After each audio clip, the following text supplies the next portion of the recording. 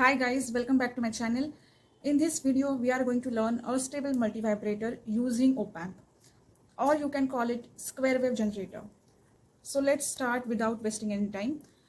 First, we are going to see the concept and then we will see the working. So you are going to get the square wave at the output of a stable circuit.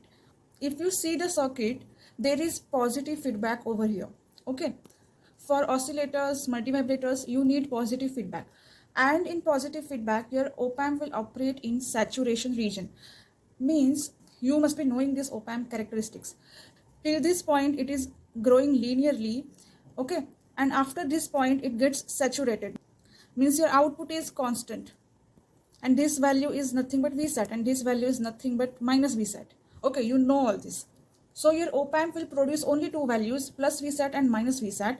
So your positive edges are nothing but plus Vsat, okay, and your negative edges are nothing but minus Vsat. So it is going to jump between these two values only, minus Vsat to plus Vsat to minus Vsat, and these iterations are going to create your square wave, okay. So that's why it is called as free running multivibrator. You don't need to give any input to your circuit. There is absolutely nothing as an input, no input voltage, but still you are getting square wave at the output. Okay, so let's see the working of this circuit now. At your inverting node, there is one resistor and capacitor RC, and at your non-inverting node, there are two resistors R1 and R2.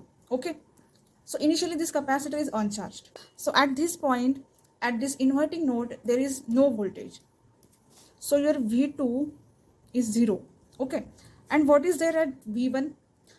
If you see, V1 is nothing but voltage across this R1 resistor. Okay, so you will use VDR, voltage division rule. So total resistance is R1 plus R2, and we have to find out voltage across R1. So I have written R1 in the numerator. Okay, and the sum is in the denominator.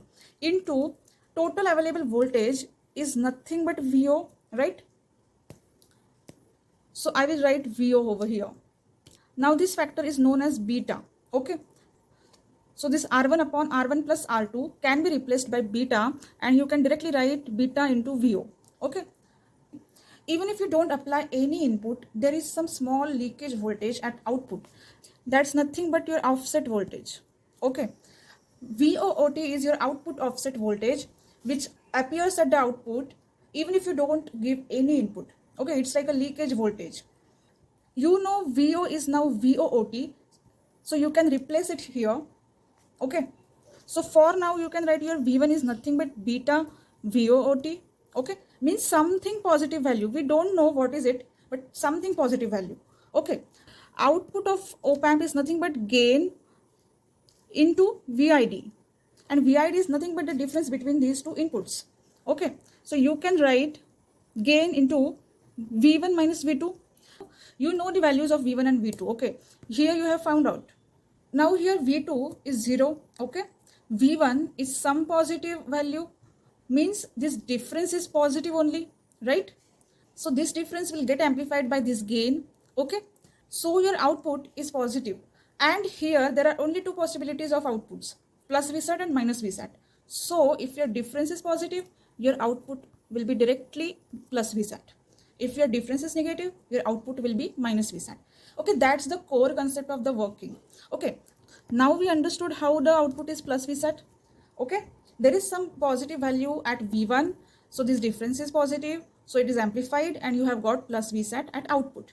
Okay, so let's draw it. So this red one is your output, and now you have got plus Vsat. Okay, now let's see how this switches to minus Vsat. Okay, this point is clear. Now I'm erasing this. Now we have to follow the same procedure. We will again evaluate what are the inputs, and we will again substitute them here and find out what is VO. Okay, now your output is plus Vsat. So for this capacitor, the available voltage to charge towards is plus Vsat. So it will start charging towards plus Vsat. Okay, from this path it is charging towards plus Vsat.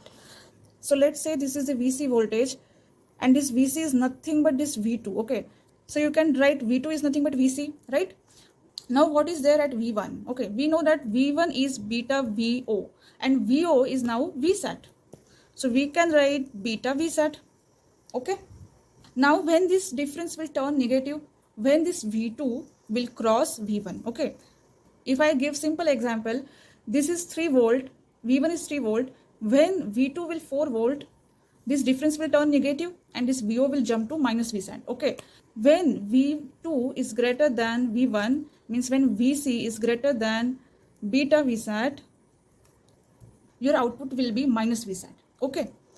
So what does it mean? Your capacitor is charging, but at one point, it will try to cross beta VSAT, means this V1 voltage. Okay, this is nothing but V2 voltage, right? This capacitor voltage is nothing but V2. So when this capacitor's voltage will try to cross beta VSAT, nothing but V1, your output will fall from plus VSAT to minus VSAT. Simple. So this blue is my capacitor. It is charging and at one point it is going to cross beta VSAT and that difference is going to turn negative and the output will switch to minus VSAT. So at this point, so your output is now minus VSAT. So your value of V1 is also now minus B VSAT, right? Now the voltage available for this capacitor to charge towards is now minus VSAT. Okay. So capacitor was charged till here, till beta VSAT. Now it will start charging towards minus VSAT. Okay. So this VC is moving towards minus VSAT. So becoming negative and negative. So now there is threshold again of minus beta VSAT at negative side, which is nothing but your V1. Now the capacitor voltage is moving towards it, right? So when it will try to cross that V1 voltage, your output will switch to plus VSAT again. Okay. If your V1, suppose this minus beta VSAT was minus 3, okay, and your capacitor charge is becoming more negative, it became minus 4, which is nothing but V2. Your capacitor voltage is nothing but V2. So now V1 is greater than V2, right? V1 is less negative. So it is greater than V2.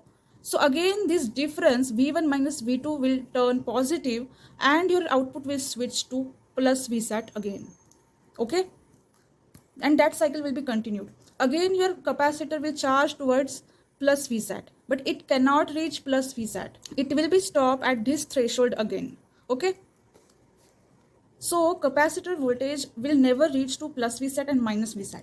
It will keep oscillating between beta VSAT and minus beta VSAT. Okay. That's how your square wave is getting generated.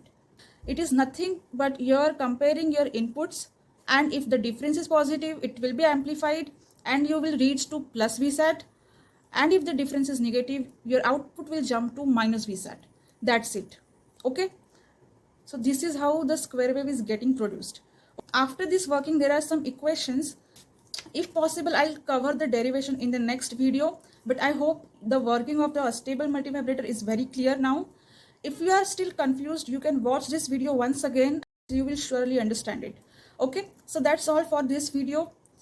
If you have understood the working of a stable multivibrator, press the like button, share this video with your friends and subscribe to my channel.